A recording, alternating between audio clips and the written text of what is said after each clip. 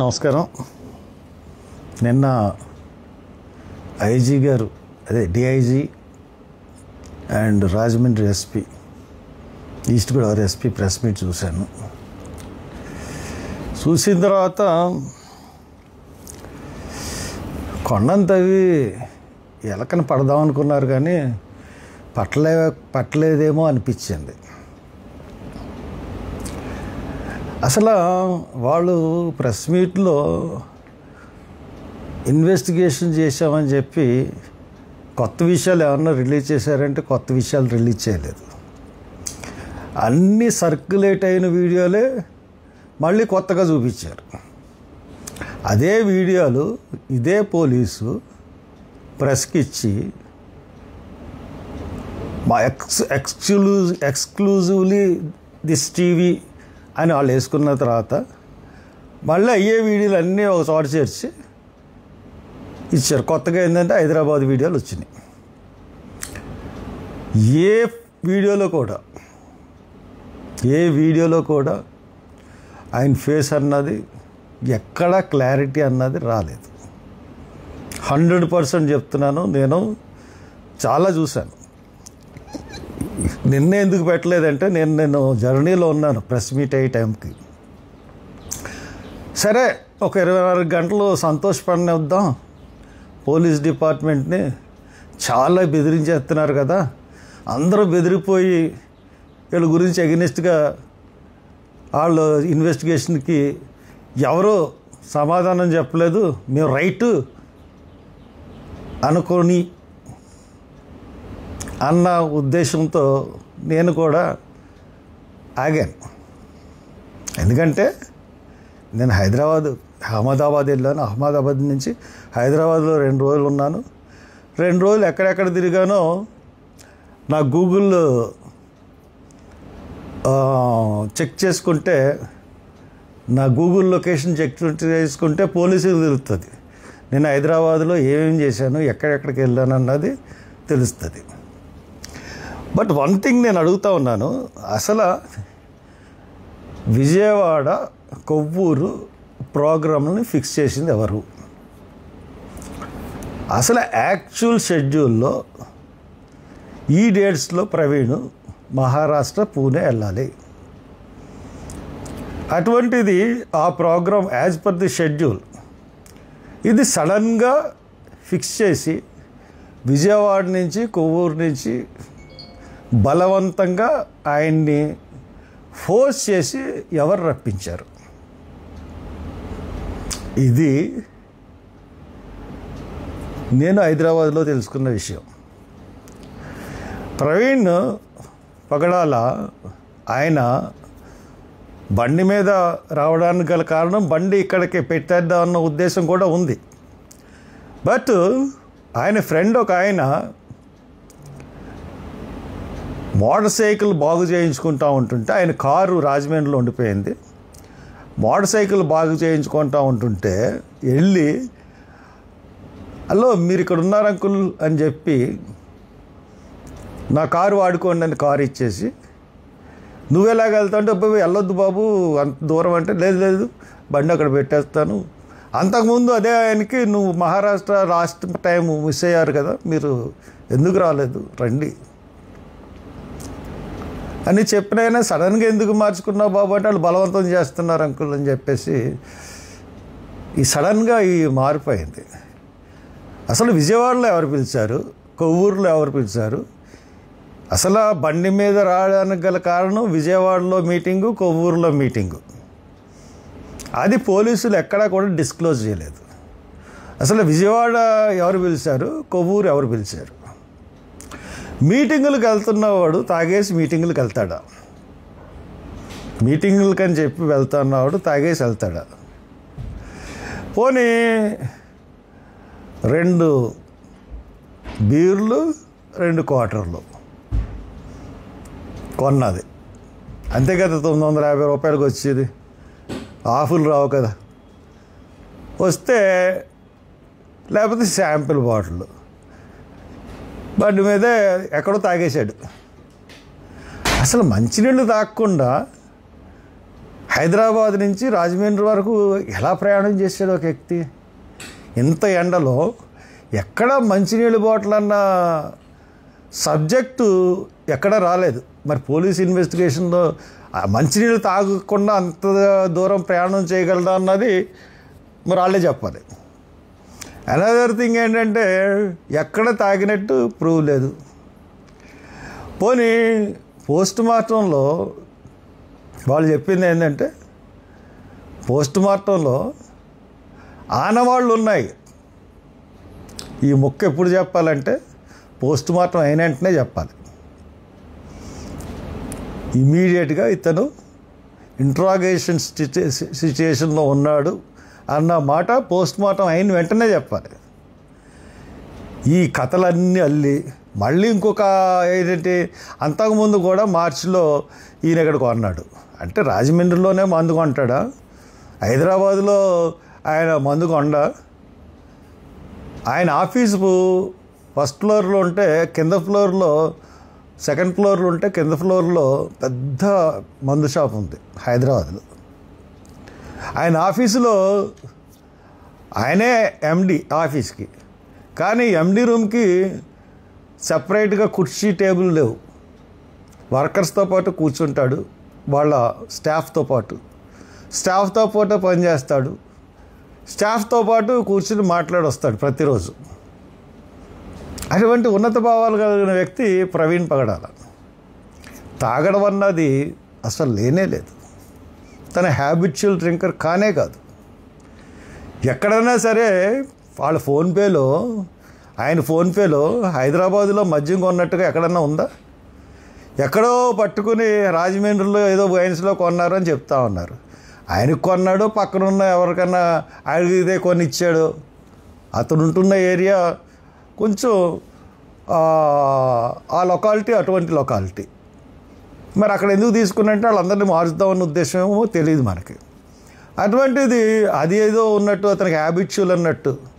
అయినా ఒక 4 బీర్లు, ఒక 4 విస్కీలు కొని, ఒక విస్కీ 3 జిన్లు కొని, ఒక రమ్ము కొని అంత దూరం ఎవడన్నా ప్రయాణం చేయగలడా? కామన్ సెన్స్ అన్న ఉండాలి కదా. ఎంత తాగుబోతైనా సరే ఇంత తాగిన తర్వాత డ్రైవ్ చేయగలడా?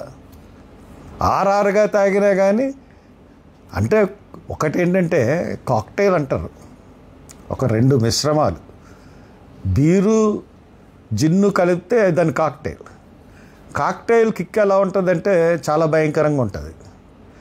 అది తాగిన తర్వాత అసలు ఆ బండి కాదు కదా, ఏం మూవ్ చేయలేడు. ఇంకొక విషయం, ఒక వీడియోలో వెళ్ళిపోతున్నాడు, పడిపోయాడు, బస్సు తప్పించుకుని వెళ్ళిపోయింది, అక్కడే అయిపోవాల్సింది అని చెప్పారు. అంత ఫాస్ట్గా వెళ్తున్న బండి సడన్గా బ్రేక్ వేసి 0 స్పీడ్కి వచ్చిన తర్వాత పడిపోయాడు. అంత ఫాస్ట్లోనే యాక్సిడెంట్ అయితే బండి ఎంత దూరం వీడ్చుకెళ్ళిపోవాలి? అంటే బండి నడిపినవాడు టాప్ మోస్ట్ ఎక్స్పర్ట్. ఎంత టాప్ మోస్ట్ ఎక్స్పర్ట్ అంటే ఆడు బండిని అక్కడ బ్రేక్ వేసి పడేయగలడు. అటువంటి డ్రైవర్ నడిపాడు బండిని. ఇంకపోతే ఈయన యాక్సిడెంట్ స్పాట్ ఎగిరి బండి మీద పడింది. ఆయన వెళ్తున్నది ఇలా స్లోప్లోకి వెళ్ళాడు. స్లోప్లోకి వెళ్ళిన తర్వాత ఆబ్జెక్ట్కి తగిలింది అన్నారు. ఆబ్జెక్ట్కి తగలడానికి ఆబ్జెక్ట్ ఏంటంటే అక్కడ రాళ్ళు. ఆబ్జెక్ట్కి ఏది తగులుతుంది? హెడ్ తగలదు, ఫ్రంట్ టైర్ తగులుతుంది. ఫ్రంట్ టైర్ తగిలితే బండి ఇతను ఎగిరి అవతలనే పడాలి, లేకపోతే అదే స్పాట్లో పడిపోతే బండి అవతలకి వెళ్ళిపోవాలి. కరెక్ట్గా బండి పైకి ఎగిరి మూవ్మెంట్ లేకుండా కరెక్ట్గా ఇతని మీద పడడానికి ఛాన్స్ లేదు. చాలా ఫారెన్సిక్ రిపోర్ట్స్తో మేము ప్రూవ్ చేస్తూ ఉన్నారు కదా. Central forensic department, state forensic department ఎవరి చేతిలో ఉంటాయండి? సెంట్రల్ గవర్నమెంట్ చేతిలో ఉంటాయి. నేను సిబిఐ ఎందుకు అడగలేదో తెలుసా ఈ కేసులో? ఫస్ట్ సిబిఐ కూడా సెంట్రల్దే. చూసాం కదా వివేకానంద రెడ్డి కేసులో ఏం చేశారు సిబిఐ వాళ్ళు. ఇప్పటికి కూడా ఏమీ చేయలేకపోయారు. కాబట్టి ఇప్పుడు దర్యాప్తు సంస్థలు ఏ రకంగా ఉన్నాయి? ఇంటర్పోల్, మళ్ళీ ఇంకోసారి చెప్తున్నాను ఇదే సబ్జెక్ట్లో, ఇంటర్పోల్ ఇన్ఫార్మ్ చేసింది కొకైన్ సప్లై అవుతుంది ఇండియాకి చాలా భారీ ఎత్తులో అని ఇంటర్పోల్ సమాచారం ఇస్తే సిబిఐ ఒక కంటైనర్ని సీజ్ చేసింది. దాంట్లో 70,000 కోట్లు ఖరీదు చేసి కొకైన్ ఉందని చెప్పి ప్రైమరీ రిపోర్ట్స్ నిర్ధారించినాయి. After 10 months, after 11 months, 12 months అబ్బాయి దీంట్లో ఏమీ లేవు. మీ చేతిలో, పోలీస్ డిపార్ట్మెంట్ చేతిలో, ప్రభుత్వం చేతిలో దేన్నన్నా తిమ్మిని బొమ్మని చేయగలరు, బొమ్మని తిమ్మిని చేయగలరు. మళ్ళీ బెదిరింపులు. ఈ కేసు మీద మాట్లాడితే అరెస్టులు చేస్తాం. మీరు ఇచ్చిన నోటీస్ ఏంటి? నాకు ఒక ఐజీ మాట్లాడాడు నాతో అని చెప్తే మీకు తెలీదా ఏ ఐజీ మాట్లాడాడో? నా ఫోన్ మీద 24 గంటలు దృష్టి ఉంటుంది కదా, నా ఫోన్ ట్యాప్లోనే ఉంటుంది కదా. ఎవరెవరు ఫోన్ చేశారు నాకు, ఏ ఐజీ ఫోన్ చేశాడో మీకు తెలీదా? ఆ వంకర నన్ను భయపడదామని. ఐజీ మాట్లాడింది వాస్తవం కదా నాతో, మీకు తెలుసు కదా. పోలీస్ డిపార్ట్మెంట్ ఐజీ గారికి మీకే చెప్తున్నాను, ఐజీ గారు అంటున్నాను. ఆయన నాకన్నా తమరు చిన్నోళ్ళే. ఎస్పీ కానీ మీరు కానీ నాకన్నా ఏజ్లో చిన్నోళ్ళే. నువ్వు అనొచ్చు మిమ్మల్ని కానీ, లేదంటే డీజీపీ కూడా నాకన్నా చిన్నోడే వయసులో. ఎందుకంటే 60 ఏళ్ళు వస్తే మీరు రిటైర్డ్ అయిపోవాలి, అయితే 63 ఏళ్ళు వస్తే రిటైర్డ్ అయిపోవాలి. కాబట్టి మీరు చెప్తున్నది ఎవరిని బెదిరిస్తాను, మేము ఈ కేసులో మాట్లాడితే చేస్తాము అని ఎదవ కబుర్లు చెప్పకండి. మీరు చేసిన ఇన్వెస్టిగేషన్ మీద నాకు నమ్మకం లేదు. మీరు మొదటి నుంచి కూడా ఈ ఇన్వెస్టిగేషన్ని ఏదో రకంగా యాక్సిడెంట్ కింద చూపించాలనే తాపత్రయపడ్డారు తప్పితే ఇంకో కోణంలో ఇన్వెస్టిగేషన్ మీరు చేయలేదు. అసలు హత్యా కోణం అన్న దృష్టే మీకు రాలేదు. కారణం అంటే మీకున్న పైన నుంచి మీకున్న ఒత్తిడి. 100% చెప్తున్నాను, ఇది highly conspiracy murder. Central government home department ఆధ్వర్యంలో జరిగిన మర్డర్ ఇది, మామూలు కాదు. వక్ఫ్ బోర్డ్ అయిపోయింది. క్రిస్టియన్స్ని మా రాహుల్ గాంధీ చెప్పాడు, క్రిస్టియన్స్ని నెక్స్ట్ టార్గెట్. అంటే ఈ విధంగా టార్గెట్ చేస్తారని అనుకోలేదు మేము. అంటే ఫిజికల్గానే చంపడానికి ప్రయత్నిస్తుంది సంఘ పరివార్ కానీ, ఆర్ఎస్ఎస్ కానీ, లేకపోతే బీజేపీ కానీ అని అనుకోలేదు. ఈవీఎంల మీద నిన్న వచ్చింది చూశారు కదా. అమెరికాలో ఈజీగా ఈవీఎంలను హ్యాక్ చేయొచ్చని చెప్తా ఉన్నారు. ఈ రకంగా పవర్లో పెట్టుకుని వ్యవస్థలన్నింటినీ మీ చేతిలో పెట్టుకుని మీరు ఆడిస్తున్న నాటకాలకి మేము కొమ్ము కాస్తామనుకున్నారా? I'm total against this investigation. డెఫినెట్గా నేను రీపోస్ట్ మార్టం చేయిస్తాను. మీకు ఆల్రెడీ నో అబ్జెక్షన్ సర్టిఫికేట్ పెట్టాను. మీరు నో అబ్జెక్షన్ సర్టిఫికేట్ ఇచ్చినా ఎవ్వరు ఇచ్చి దమ్ము లేదు మీకు. ఇస్తే నేను ఇన్వెస్టిగేషన్ చేయిస్తాను. అక్కడ రేవంత్ రెడ్డి ఉన్నాడో పర్లేదు అని అనుకోకండి, ఇంకా పెద్దోళ్ళు ఇన్వాల్వ్ అవుతారు. కాబట్టి మీరు ఇప్పటికైనా తాగేశాడు ఒక అనేసి ఆ అపవాదిని ఆయన వేసి తొలగించండి. కొన్ని కుక్కలు వాగుతున్నాయి మీడియాల్లోనూ వాటిల్లోనూ. మొదటి రోజునే చెప్పేశామని. ఎందుకురా మీరు పదవుల గురించి ఎడుతారు?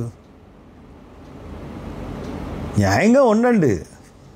సోటి సోదరుడు చనిపోయాడు.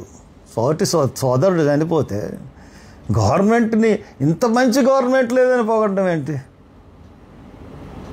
ఓరిని అమ్మ, పొగడతలకు కూడా హద్దులు ఉండాలి. ఒళ్ళు మర్చిపోయి పొగడేస్తే పార్టీలని ఎవరన్నా మీకు వచ్చేస్తుంది అనుకుంటున్నారా? వాడుకుంటున్నారు మిమ్మల్ని. అన్ని పార్టీ వాళ్ళకి చెప్తున్నాను, నేను అందరికీ చెప్తా ఉన్నాను. ఒక హత్యని యాక్సిడెంట్ కింద నిరూపించడానికి వ్యవస్థలన్నీ కష్టపడిపోయినాయి. కానీ ఇది నేను ఎట్టి పరిస్థితుల్లోనూ ఒప్పుకోను. నా దగ్గర ఆధారాలు అంటారు, నా దగ్గర ఆధారాలు ఎలాగుంటాయి? ఎవరు ఆధారాలు సమర్పించలేదు. ఆధారాలు సేకరించడం మీ పని, మా పని కాదు. మాకు అనుమానాలు వ్యక్తం చేయడం మా పని. మీరు సేకరించిన ఆధారాల్లో ఇగో ఇది ఉంది, ఇది తప్పు, ఇది రైట్ అని మాట్లాడతాం. చంద్రబాబు నాయుడిని జైల్లో పెట్టారు, అన్యాయంగా పెట్టారు అందరూ అన్నారు, నేను అన్నాను. జగన్ గవర్నమెంట్ ఏమన్నా మీకు అన్యాయంగా పెట్టారంటున్నారు, మీ దగ్గర ఏమైనా ఆధారాలు ఉన్నాయని అడిగిందా గవర్నమెంట్? కాబట్టి ఇటువంటి సొల్లు మాటలు మాట్లాడకండి పోలీస్ డిపార్ట్మెంట్. ఖచ్చితంగా ఈ కేసు ఇన్వెస్టిగేషన్ అన్నది సరిగ్గా జరగలేదు. ఆ ఇంట్లో వాళ్ళు చాలా సాటిస్ఫై అయిపోయారు అంటున్నారు కదా. నాకు తెలుసు అయ్యారో లేదో, ఇంట్లో వాళ్ళు సాటిస్ఫై అయ్యారో లేదో నాకు తెలుసు. వాళ్ళని ఏ రకంగా భయపెడుతున్నారో అన్నది కూడా నాకు తెలుసు. అసలు హత్య కేసు అయితే, హత్య కాదు యాక్సిడెంట్ కేసు అయితే అసలు పోలీసులు ఆయన అకౌంట్స్ని సీజ్ చేయాల్సిన అవసరం ఏంటి? ఆయన ల్యాప్టాప్ని, ఐపాడ్ని ఇంట్లోంచి తీసుకెళ్లాల్సిన అవసరం ఏంటి? వాళ్ళకి రక్షణ కల్పించారా? ఏమీ లేకుండా ఇష్టానుసారంగా ఇన్వెస్టిగేషన్ ఇష్టానుసారంగా చేసేసి మళ్ళీ దీని మీద ఎవరన్నా మాట్లాడితే మేమన్నా రెచ్చగొడుతున్నావా? నా మాటల వల్ల రెచ్చిపోతుంది ఎవరు? నేను ఎవరిని ఆరోపిస్తున్నాను? నేను ఆరోపించింది పోలీస్ డిపార్ట్మెంట్ని, గవర్నమెంట్ని. ఇతర మతస్థులను కానీ ఇతర కులాలను కానీ ఎవరిని నేనే రెచ్చగొట్టి మాటలు లేవు నా దాంట్లో. మీరు చేస్తున్నది తప్పు, మీ ఇన్వెస్టిగేషన్ తప్పు. కరెక్ట్ ఇన్వెస్టిగేషన్ చేయండి. అది హత్యగా ఎవరు చేశారన్నది కనిపెట్టాల్సింది పోయి యాక్సిడెంట్ అని నిరూపించడానికి మొదటి నుంచి ప్రయత్నం. నన్ను బతికినాడారు. సార్ ఇది చూడండి, ఇది యాక్సిడెంట్ ఫస్ట్ డే అని. ఇది కాదు అని చెప్పి బయటకు వచ్చి చెప్పాను. ఇది హత్యని యాక్సిడెంట్ అని చెప్పమంటున్నారు, కాదు అని చెప్పాను. కాబట్టి నన్ను బ్రైబ్ చేయలేరు, నేను నమ్మింది నన్ను కాదని చెప్పించలేరు. నేను నమ్మింది ఖచ్చితంగా చెప్తాను. కాబట్టి ఎవరైతే ప్రవీణ్ పగడాల విషయంలో పోలీసులు దర్యాప్తు సమంజసంగా లేదనుకుంటున్నారో అందరూ కూడా నోరు లేపండి. ఎవ్వరికీ సాటిస్ఫాక్షన్ లేదన్న విషయం నాకు తెలుసు. వాళ్ళు చేస్తున్నది బోటపుకు ఇన్వెస్టిగేషను. ఇంతకుముందు రిలీజ్ చేసి అదే వీడియోలు, ఒకసారి ఆ వీడియోలన్నీ బోటకమని ఐజీ చెప్పి మళ్ళీ అయ్యే వీడియోలు తీసుకొచ్చి press meet. This is nonsense press meet, nonsense investigation. But investigation ఏ రకంగా మళ్ళీ ముందుకు తీసుకెళ్తా అన్నది చూద్దిరు కానీ. Thank you.